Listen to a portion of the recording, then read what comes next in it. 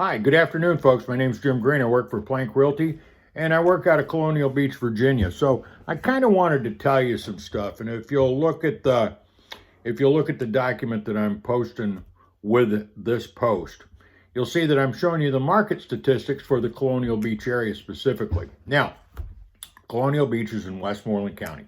So as a general rule of thumb, you can use these numbers. We also work in King George, Fredericksburg. Basically, we work anywhere from Culpeper to the west, up to Aquia Harbor to the north, down to Montrose here in Westmoreland County. Is kind of like our rectangle where we work at. Now, I had the opportunity of hosting this site along with my wife, who's also a realtor, and but we're independent. We're not a team. We're an independent group, and we love what we do, and we like to help people out. Now, this document that I'm showing is called Market Statistics.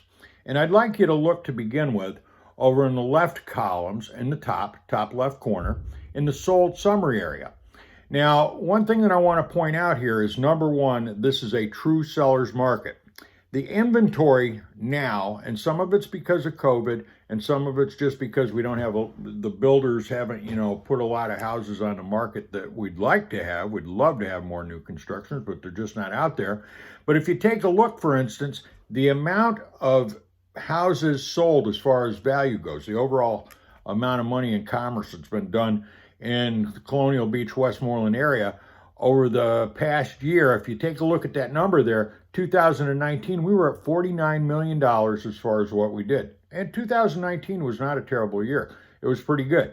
But if you take a look at 2020, the market is on fire. And as I said, it's a seller's market. We're up to 76 million for the 2020 year alone. Also, I'd like you to continue on that part of the graph, or on that part of the slide. You'll take a look at the average prices that we're dealing with. And average prices, as you know, you take them all together and divide them, and that's where you come up with your average price.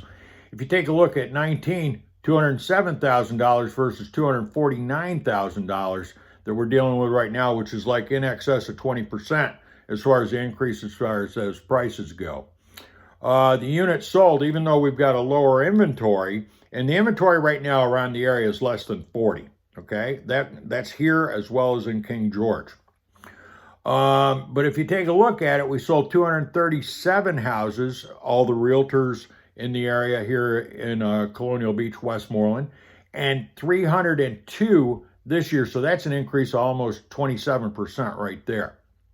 Now, if you continue on down there, you've got days on market. Days on market average is 59. But what I want to do now is I want to shift you over to the right-hand side of this document and take a look at days on market sold. And you'll see that the majority of those houses were really under contract in between 1 and 20 days. Because at 1 to 10 days, 98 of them were. And 11 to 20 days, 37 of them were. So once you get the house up on the market, it goes quick, and I'll tell you why. If the house is in good shape, in good repair, and presented right to the buyers as they come into the house, you've got a good chance of being able to get a contract on it quite quickly. Now, as you go down on that same column, you'll take a look at 91 to 120 days. You see how you have that 14 houses that are in there? Now, my guess is that there was something wrong. Maybe there were mechanical problems. Maybe the house wasn't in good shape. Maybe it wasn't ready to show. Maybe the house wasn't clean. There's certain things about it. Or probably the real problem is the price was too high when it went on the market, and that's why it stayed on the market so long. It is a seller's market. Now, I want to take you to the next one to the left of that column, which is the financing sold column, and point out something. See that right there where it says cash? 53 of those houses that went under contract were sold for cash. Okay, cash is king. When you're buying a house and you're using cash, you can basically go in, make an offer, go through your inspections, do that type of stuff, and basically close in 14 to 20 days when you're dealing with cash. And that's what sellers want to hear. I want to get it on the market. I want to get the money that I want, and I want to close as fast as I possibly can. So those are things to think about. Now, As we go down, and all this information is based on today, which is the 4th of February, 2021. As we go down, I want to point out a couple of things down here. Sold details, okay? The majority of those houses that were sold are in this area between 150,000 and 299,000. That includes 2 bedrooms, 3 bedrooms, and 4 bedrooms. Now, as you go across that number there, you've got attached and detached. Now, the attached are like townhouses. And as you notice, in that 199,000, you've got 16 in there as far as detached goes, because we don't have that many townhouses here in the area. For the 3 bedrooms, 54 of them went as far as detached goes, which is the actual largest number that we deal with. So basically, the biggest amount of homes that we sell are mostly 3 bedrooms. And then you've got the 4 bedrooms that are in there that are 23, but some people need 4 bedrooms just because they've got, more people or more possessions that they need to put in there. Now with those, that 2 bedroom, if you take a look at it, the sold price, the average sold price, so after the contract and it's sold, that information becomes public, $195,000 for a 2 bedroom or less. The 3 bedrooms coming in at $241,000, and the 4 bedrooms coming in at $363,000. And these are numbers that I quite actually agree with, because these are the type of numbers that we've been dealing with on deals that we've closed recently. Also here in the area, we also do have condos, and condos are selling. There was 13 of them that sold in that time frame, and they were running at an average price of $185,000. So that's just something to think about, and I wanted to throw the numbers out. Now, so here's the thing. You're getting into a market that's a seller's market. Now, if you're a seller, the perfect seller, here's what I need them to do. I need them to have all their maintenance issues taken care of. Things like power wash, paint the door, make sure that the leaves are all raked out of the gutters, all that type of stuff. Make sure that the place is ready to show. But it's one of those things. Put your shine on. Put your best foot forward is what we're dealing with here. Make sure that it is clean, top to bottom. I mean, spick and span clean, ship shape clean. The other thing, one of the biggest things that happens is when we walk into a house, the first thing that people really notice is odors. So you need to deal with pets. And some people say, well, I've got 2 cats and I've got a dog. I can't do that. I've had many clients that are sellers that have been able to deal with it. And if you needed recommendations on how to do that, I'd be more than glad to. Also, when you're selling a house, be ready to be out of that house so that buyers can come and look at it in a 30-minute time frame. So that means from the day that we list that property until the day we get it under contract, you're under a 30-minute notice. And I really mean that between the hours of 9 o'clock in the morning and basically 7 o'clock at night. Now, we can adjust that based on your preferences, but the thing about it is be ready in 30 minutes for that thing to show. So almost be ready to have the car started and go in a few minutes notice so that we can show that house to the most amount of people. Also, make sure it gets power washed and your lawn's mowed and, just everything's ready to go. Now, with that said, from a buyer perspective, if that seller did all that type of stuff, my guess is that they're going to have an offer on that property, and this is my opinion, in that first week, they're going to have an offer, probably multiple offers in this environment. Seller's market, low inventory, multiple offers. Now, here's what I'm thinking about when I go into a multiple offer type of thing. We have to put you in the best position to be able to buy that house. Now, best position is cash. Well, I never bought a house with cash, okay? And most people don't buy houses with cash. They're either going to use a conventional loan, VA loan, FHA loan. So, number one thing that we have to do is make sure that we've got a pre-qualification letter that tells them that you are a real buyer. Your lender has taken an initial look at you and says, yeah, we think that they can buy a house, but that's not the end of it. There's underwriting and things like that I'll get to in a moment. If I was the selling agent at this point, the person that lists the house and helps you sell your house, I'd put your house on the market on a Monday, and I'd keep it open all the way till Sunday because my strategy is, Mr. Seller, I want to bring you multiple offers so you have the choice between them. Okay? So that means that we need to make your contract as the buyer good and safe for you, but also attractive to the seller. It's kind of an art. And that's why we get into negotiations here. And that's why realtors get paid money, because that's what we do. We understand what's going on.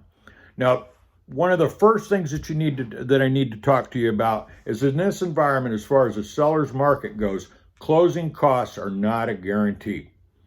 A year ago, basically, maybe a year and a half ago now, basically, if I went into an offer with a VA type loan, I could basically ask for 3% because we weren't in such a heavy seller's market. There's a good chance that I could get a seller subsidy for 3% toward closing costs. Now, what are closing costs? Closing costs are things like loan origination, loan processing fees, home appraisals, title insurance. Okay, now title insurance means that they are going to go back 40 to 50 years and take a look at the chain of custody of that house that shows who owned it and verify that it's actually a sellable piece of property. Now, with that, along with another closing cost called a survey, they will go ahead and give you title insurance, guaranteeing that if anybody challenges your title, the title company's attorneys will go to court to help to solve the situation or find a remedy in that case. The other things, as far as your closing costs goes, you got to prepay your taxes. You got to prepay your HOA dues, and sometimes that's 6 months. And if you're talking $125, that's a good chunk of change, as well as your home insurance. Now, on a $300,000 house, we're talking out of pocket at that point, or a concession, seller subsidy from the seller. We're talking between $8,000 and $12,000 in those closing costs. So that's a big chunk of change. Now, a lot of people that I deal with, because I do a lot of military relocation and stuff, they're VA. And VA is no money down. Yeah, it's no money down, but guess what? You still have to have that $8,000 to $12,000 either through seller concessions, subsidies, or you're going to pull it out of your pocket when you go to closing to pay those things, such as the taxes and the loan processing and all the stuff that goes along that people are doing for you. Let's see. So how am I going to make your contract stand out and look good to the seller if they've got 3 others? Well, if it's cash, that's easy. Okay, off the table. Now, if it's FHA, if it's conventional, that's easy. Because if you put in a large down payment, they look at that and go, hey, those guys are the real deal. That's the ones that we want, and they're not asking us for closing costs. Okay, that's a good way to go about it. Now, if you're VA and FHA, okay, you're not going to put a down payment as far as the VA goes. FHA's got plus mortgages right now where you don't have to put down, or it's between 1% and 3% on some of them, depending on what program that you get into. Now, all of this stuff would go with the lender and the lender policies that are out there. I always recommend a local lender, and I'll tell you why. A local lender can be competitive with credit unions, okay? So, if you're PenFed or Navy Federal or, NSWC credit union, those types of things, they've got good interest rates. They really do. And they really do represent their members well. Lynn and I are Navy Fed, okay? So we enjoy having our credit union. Now, the credit union typically on a VA loan takes up to 45 days to do all that processing in there, to do the underwriting. Now, what I mean by underwriting is, remember I said in the beginning, you're going to get this pre-qual letter. That's basically like doing a credit check on you real quick, and they say, okay, yeah, they got a credit score, 730, and they're looking really good. And then what happens after that is when you actually put in the offer, the underwriters come in. The underwriters come in and they take a look at debt to income ratio. They take a look at your history as far as what you've done, and maybe you've got some charge-offs, maybe you've got some other stuff in your past, or a bankruptcy, things like that. That's the type of things that underwriters look at. Now, that's just part of the loan process. But the thing about it is that local lender we have the ability to get into contact with a lot quicker, and we can also contact them on the weekends to make sure that the deal's going along at a speedy basis. You can talk to them about any given time. I can pick up the phone and talk to them about any given time with your permission, of course, and we can get things rolling from that aspect.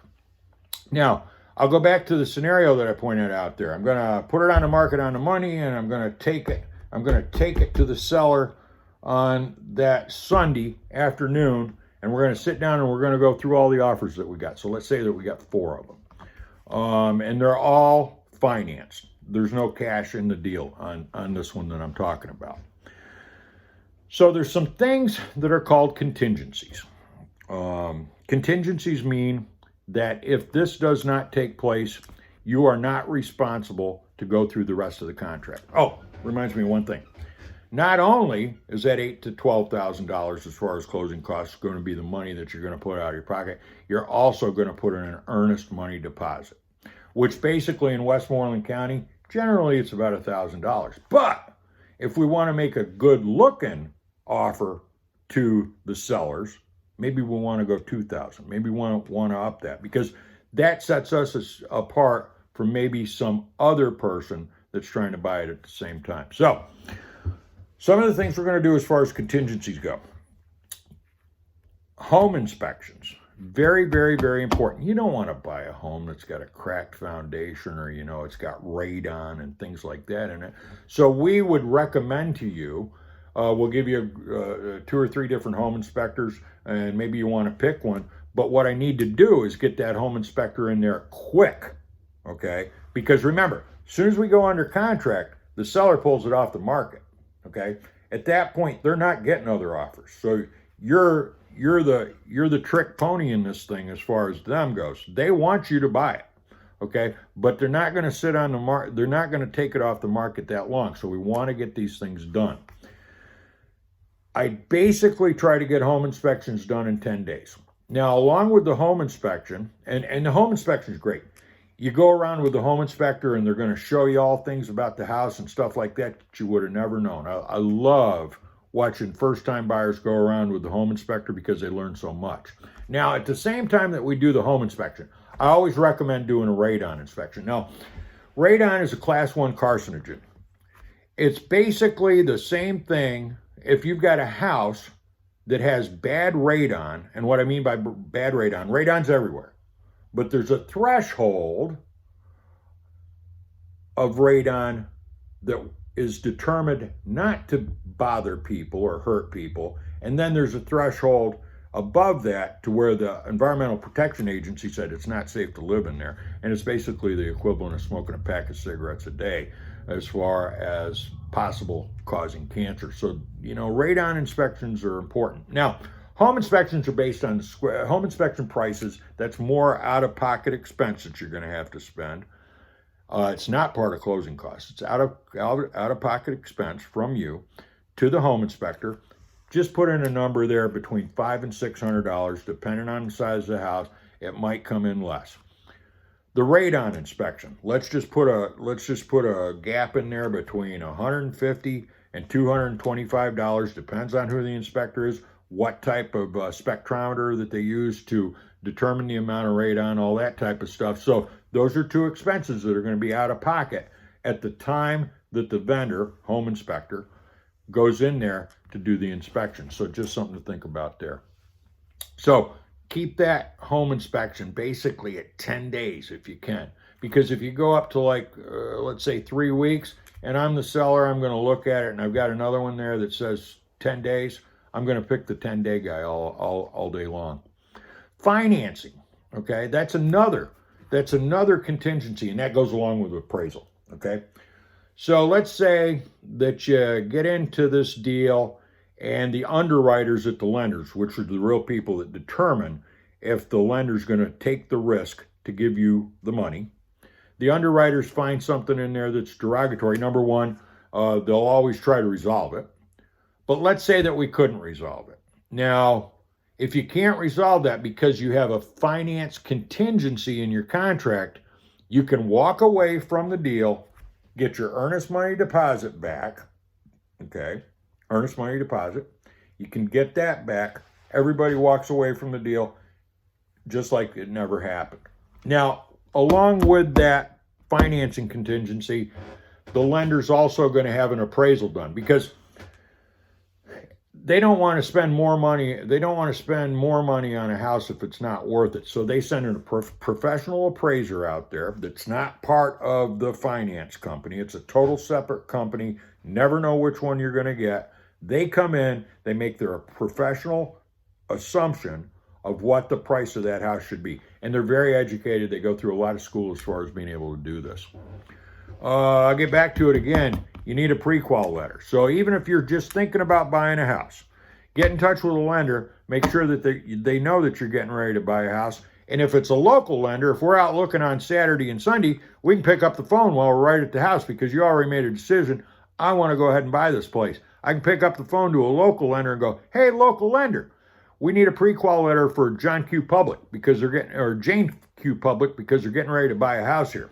Bang, I'll probably have it in about an hour, okay? But if we're dealing with the big box, the big box banks, or if we're dealing with the credit unions and stuff, that's a Monday to Friday thing. So I'd have to wait until Monday to actually put the offer in if we were looking at it on the weekend. So just something to think about there. Also, the underwriter's going to ask you for some stuff. Now, to get that loan going as fast as possible, get them your W-2s, get them your bank statements, get them every piece of information that they want and get it to them as quick as they can. Because if you make their job easier, the loan's going to actually come through and we're going to get cleared to close a lot quicker. Because that's the words that you want to hear. That's the words that I want to hear as far as the buyer's agent goes, is I get an email or I get a call from somebody who goes, hey, John and JQ Public, guess what? They are cleared to close. Boom. I pick up the phone, I call the seller's agent, and I go, listen, we're cleared to close. Over on that side, they're like, man, that's cool. This deal's going to go through at that point. Now, there's some other things that we look at as far as contingencies go. We look at water and septic. Now, water could be well. And the reason I say septic is because some houses that aren't hooked up to, or maybe it's a rural house, it's not hooked up to a city water and sewer system. That's a septic system. It goes through a tank and all that stuff, and it goes out into the backyard or down over a hill, and it actually takes care of the waste by using natural means, running a bunch of pipes and all that stuff. I can explain that to you if you ever want to know it. So that would be part of a contingency if we had a well and septic. Now, on the other hand, if we're in Colonial Beach or if we're in King George or we're down in Montrose, they got public water and sewer systems. They are certified by the town to do their job, and the lender is good with the town certifying their public water. Okay, now we'd have to get a well and septic inspection on the house that's out rural because the lender is going to want a professional to say, yep, it's good. You've got a good septic system, all that type of stuff. Underwriters are just trying to protect you. Appraisers are just trying to protect you. They want to make sure that the basic needs as far as that house goes are fine. They go into a house, they don't care about the color. They don't care about the color of the walls or all that type of stuff. They're not worried about that. What they're worried about is stairs when you walk down. If the stairs are uneven, maybe you'd fall, or hand railings or windows that are broken and stuff like that. That's what appraisers are really looking for. And if that's a problem, they would tell the underwriter to make it a requirement that gets fixed prior to the purchase. And that would be something that we'd negotiate back and forth with the seller to get done. Speed to close. Okay. Gosh. VA loans, the basic rule of thumb is 45 days.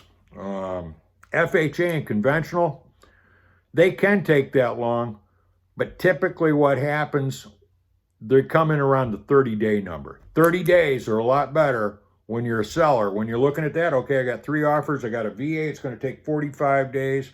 I've got a conventional, they're putting down $30,000 as well. I got an FHA, and they're putting down $10,000. if I'm looking at that, I'm going to go with that conventional because money talks, crap walks. We all know that. So what ends up happening is because of that, and you're using the VA, you might be out in the cold, and we may be looking for another house. I just want to point that out. It's not always that way. I'm going to sweeten the pot though, because if you're using that VA, I'm going to ask you and your family to maybe write a letter, just a basic letter to the seller, explaining to them why you really like that house, why you really think that your family will do well there for not just this generation, but the next generation to follow. And that seems to work pretty good. It does have merit with most of the sellers that read them. So that's just something to think about there. That sort of gives us, helps us out a little bit as far as greasing the skids go. Now, so we want to get that closing time down as much as possible. So that's in that initial call after we get that contract, we call the lender and we go, lender, how quick can you close? And that's really what drives that. That's based on the lender. As you can see in these transactions, there's lots of moving parts. It's not an easy thing. It's not something that if you didn't, say if you're an investor and you've done 20 or 30 houses, you can probably do most of this stuff yourself. But if you're a person that buys maybe a house every, mostly it used to be 7 years, but now it's 11 years that people basically move from house to house. So what ends up happening is if you buy a house every 11 years, some of the laws change, some of the rules change, stuff like that. I always suggest using a realtor. We get paid to understand this stuff. Not you as the buyer, but the seller ends up paying me for bringing you as a buyer into this transaction. And I take it upon myself, and it's something that my wife Lynn and I, the other realtor, we take that very seriously as far as being able to represent you. Because when you're the buyer, yeah, I got to talk to the agent on the other side as far as the seller goes, but I'm not giving in to them. You're the person that I'm dealing with. If I'm representing the seller, yeah, I'll talk to the buyer's agent, but I'm not really going to tell the buyer's agent a lot of stuff. So let's go back to that multi-offer thing, as a matter of fact. I'm representing the buyer in this case. I pick up the phone and I call the seller's agent and I go, multiple offers? Okay, well, in this environment, I kind of expect it. So what ends up happening is I might ask them at that point, hey, can you tell me anything about your offers? They can if the seller has said to them that they're allowed to give that information, but they don't have to. So I may be able to get some information at that point before we write the contract, but chances are good that they're not going to give me much information. So we need to go through this protocol as far as getting this offer as clean as we can. You don't need to have any contingencies, but me as a buyer's agent, and I'm sorry, maybe I'm old-fashioned with this stuff, I'm not going to give up your rights or your contingencies unless we absolutely have to. So with that, I just wanted to throw those things out to you, tell you about the market here in February of 2021. It's been an absolute pleasure talking to you. Love to talk to you if you're looking to buy or sell a house in this King George, Fredericksburg, Westmoreland County area. We're here for you. You can give me a call at area code 804-214-5246. My name's Jim Green. I'm out of Plank Realty. My wife, Lynn Green, also a realtor, the senior realtor of the house. She can be reached at area code 804-214-5247. With that, I know I put out a lot of information, and this took about a half an hour, but I think the information's pretty good. And if you got any questions, just give either one of us a call. Have a great day.